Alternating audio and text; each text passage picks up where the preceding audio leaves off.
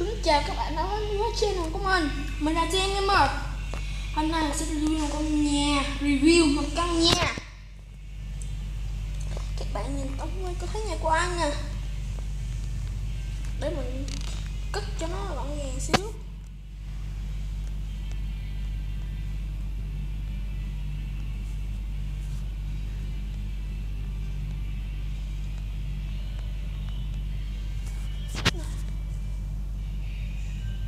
Ok, cất gọn rồi. Khi spam ra mình sẽ spam trong cái cục.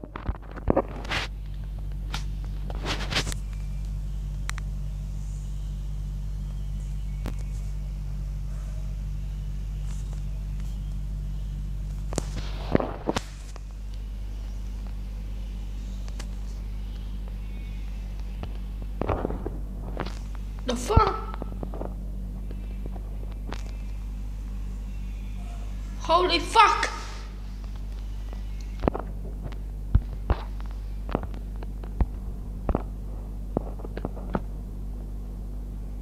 Oh shit! No. Nhà nóng nhiệt quá.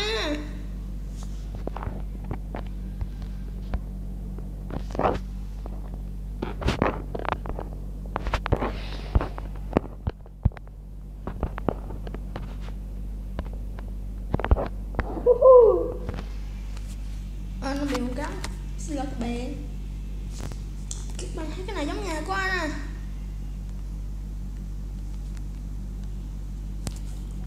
Mình sẽ trả lời dùm cho.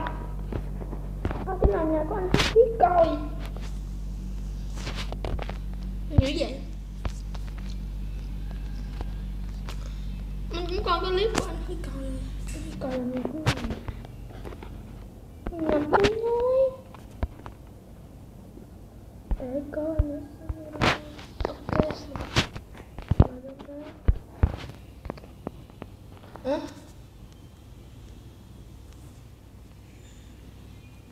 Mở ra. Đu.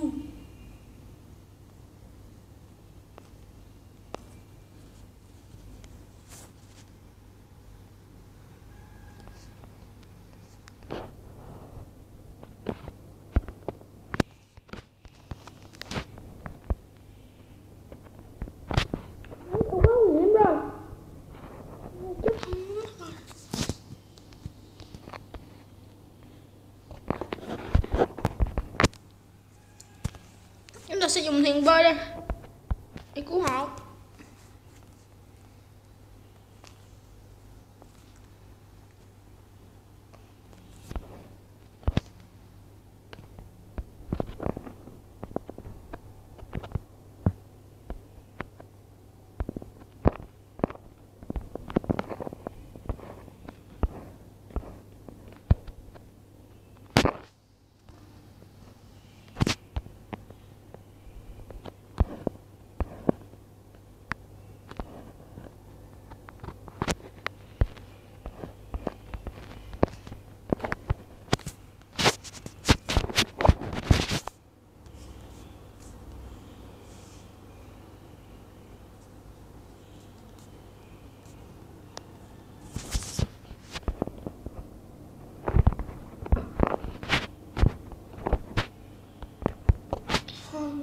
Sẽ như đây review lại nha. Đây là cái chỗ mà mình để đi lên tầng 2 không? Ok. Chỗ xuống tầng dưới này mình sẽ nói xe. Còn đây là không có thể tự động.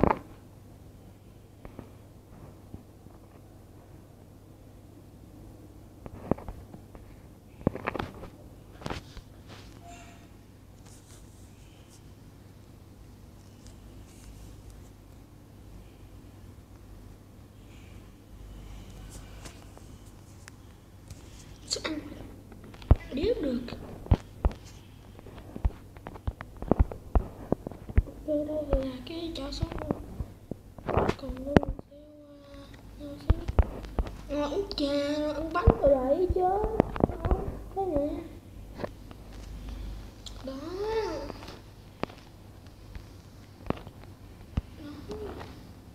Ok. Ok.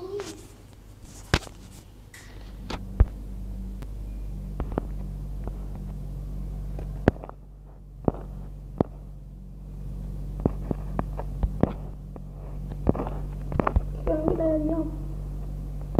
Đây là cái phòng của phép. Gặp lúc đó. Đó. Nguy hiểm chưa? Cái kiếm rồi. Chút kim cương nè. Phù phép đó.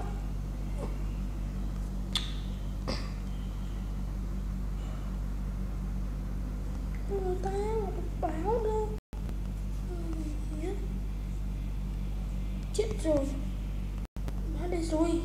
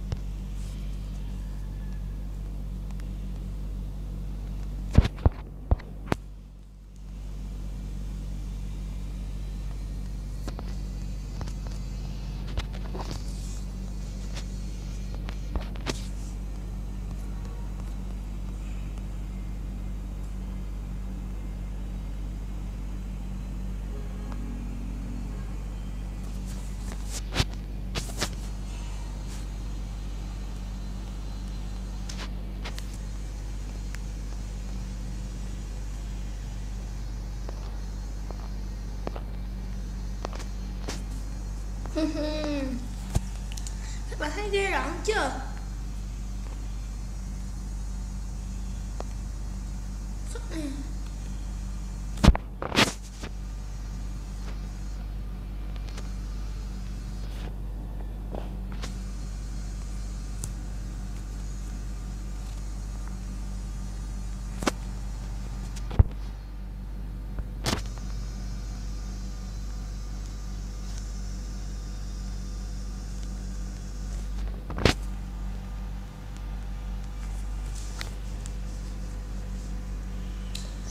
Con sẽ dẹp vô đây. Dẹp đánh mình được chưa nè. Ủi giá. Sách đồ nè.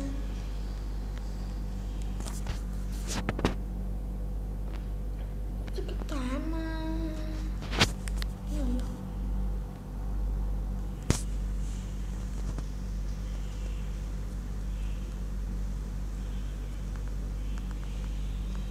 Con mình cũng đéo hiểu sao con mẹ thiệt.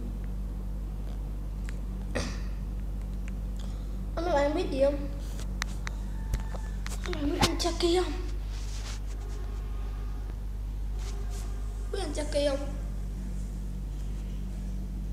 Nếu bạn biết đó thì ảnh á, mấy bữa nào ảnh không có làm Minecraft, ảnh chỉ làm mấy game khác thôi.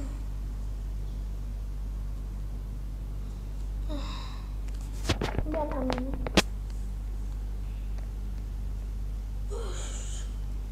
Anh Chucky làm nhanh anh Chucky ơi. Mình square pen up pro. Không đi ra đây. Hãy subscribe cho kênh Ghiền Mì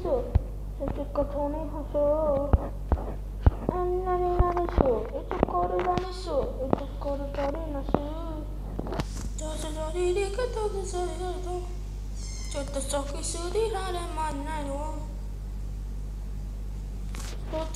những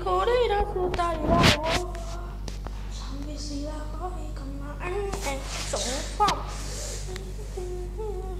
hấp dẫn. Đó. Cô. Ủa, bị lắc.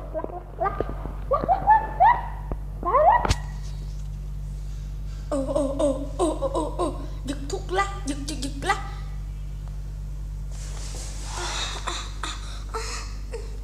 Trời, giật lắc ghê trời. Hư rồi. The fuck. Hư rồi, what the fuck. Thôi đi xuống tầng hầm. Nhìn nè, không thấy gì không? Ngồi xuống trên nữa. Cố đựng đồ. Đó. Đó.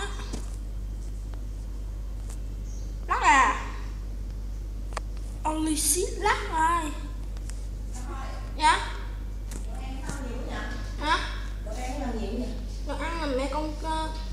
Tôi xuống kêu cô con Nam ơi. Quá trời ơi, con làm ăn gì hết. Đi xuống ăn đi. Chứ có đó. Ôi trời, lắc. Fuck. Con ăn trước nha. Chụp FPS. Oh shit. FPS.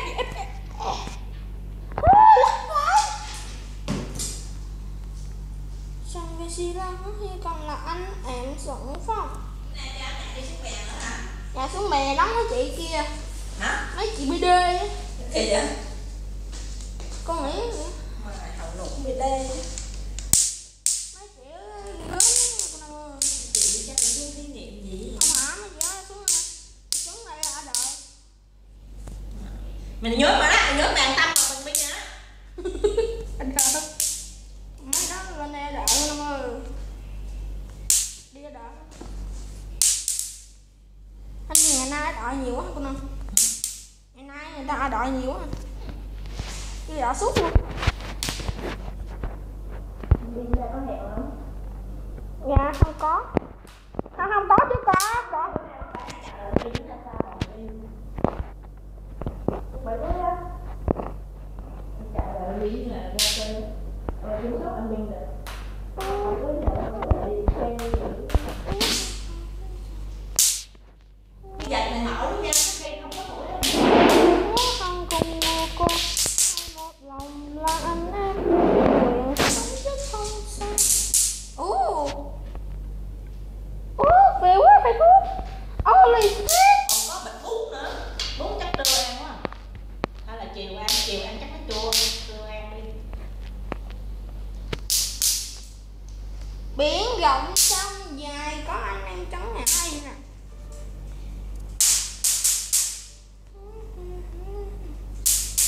Không cùng ngồi qua hay một lòng. Não. Bị hắt não nặng rồi. Biển rộng sông hắt não. Trời ơi giật FPS. Xịt giật ghê trời. Mấy người này mẹ loa là Hà Long qua kìa hát hầu chạy cho á. Mày ăn tưởng bị chó cắn không á. Quá trời loa bự. Đất trời bao la khó khăn cùng vượt qua. Uống nước đi.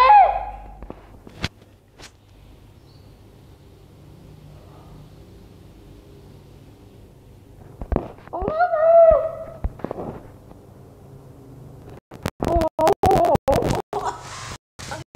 Phơi lắm mà. Đặt ngủ mày được không ta? Đặt làm cây răm. FPS. Oh shit. Ui, bạn nói vậy? Holy shit. Quá nguy hiểm sao ngủ không được rồi. Cái này là cái này bom nguyên tử nè. Bom nguyên tử là phá cỡ địa ngục mà. Xong rồi. Tình ca xong. Không nhập vai có một màu đồ xíu đó nhiễm nặng quá rồi.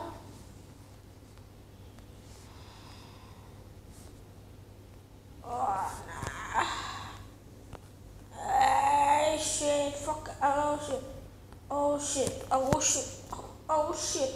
holy shit, da da da da da da da da da da da da. Nó quanh vào lòng luôn. Ê, ghê ta.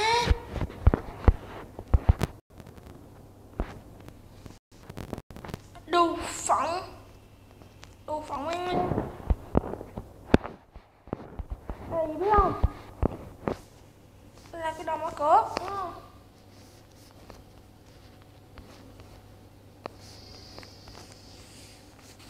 Sao mở cửa ta?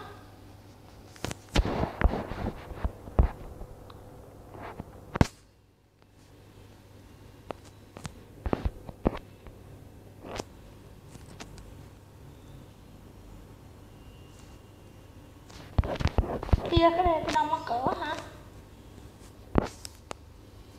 Đó. Đục đéo hết cửa.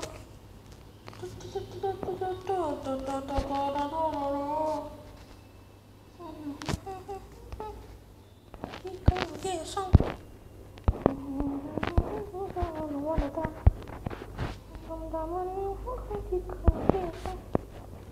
Chẳng biết gì ra có cái gì còn anh em xuống phong. Em tin thế này có bao nhiêu sáng ngày nè, em tin đó là khó khăn cùng vượt qua, hay một lòng là anh em, hay ở sống chứ không xa, phố không có thế giới, biến lòng em, dài có anh em chẳng ngày, nhớ tình tình xưa, má không nhẹ vai.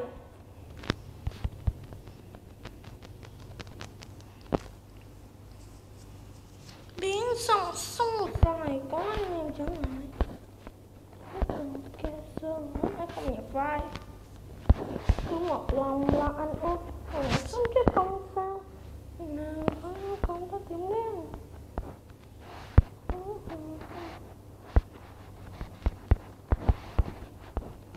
Sống với si phải sợ đất trời bao la.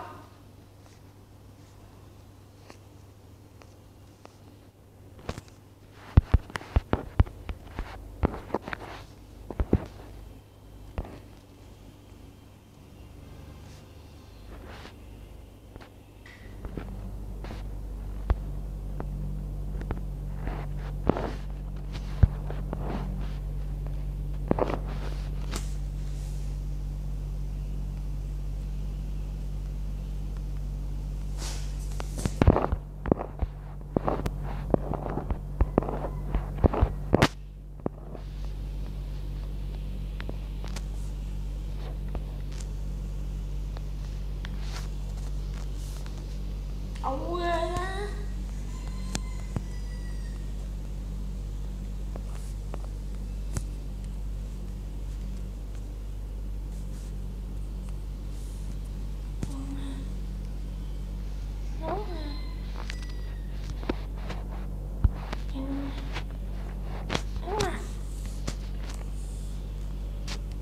Lắc kim cương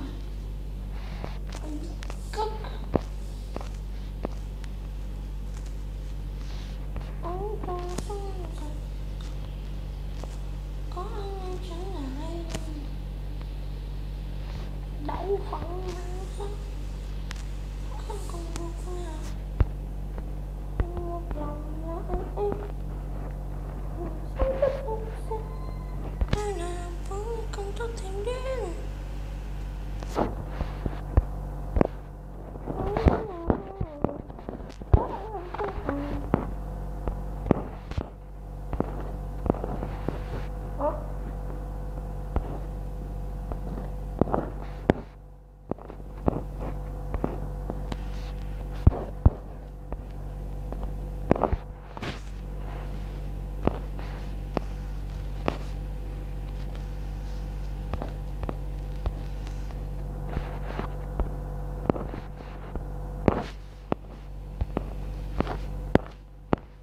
Ô gì tha vậy à.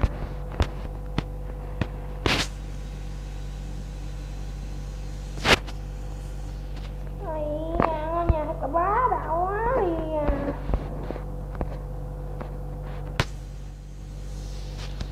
Ok mấy bạn, mình sẽ đi lên và mình sẽ vô phòng ngủ. Các bạn chưa kiến trúc cực kỳ đẹp của anh Di Cầu bắt chước mình copy không nhỉ? Cái tưởng đó là con phải coi không? Đó. Số cơ. Ok. Số cơ lúc.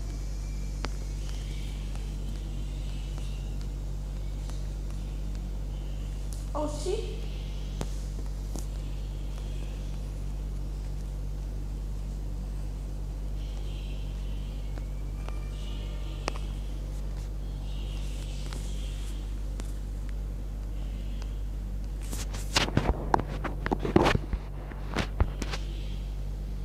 Ok, đóng cửa lại hết đây.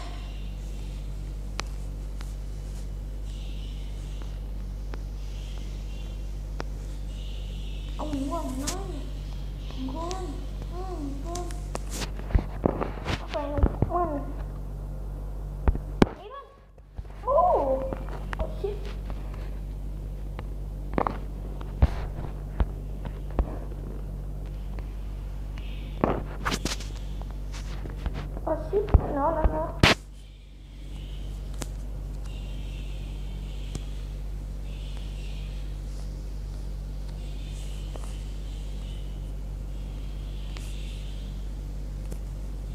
từ đó kia ngoài holy shit.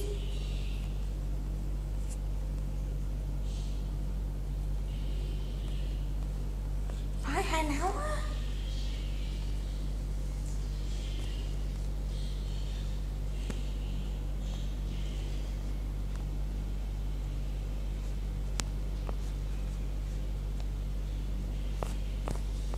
Có gì đó kìa.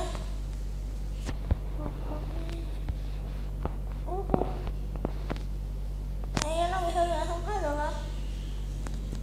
Đâu không chi, có bên nhau. Rồi banh nhà lòng rồi. Quá luôn. Bây giờ mình sẽ kết thúc video tại đây. Hãy thấy hay nhớ like và subscribe cho mình nha.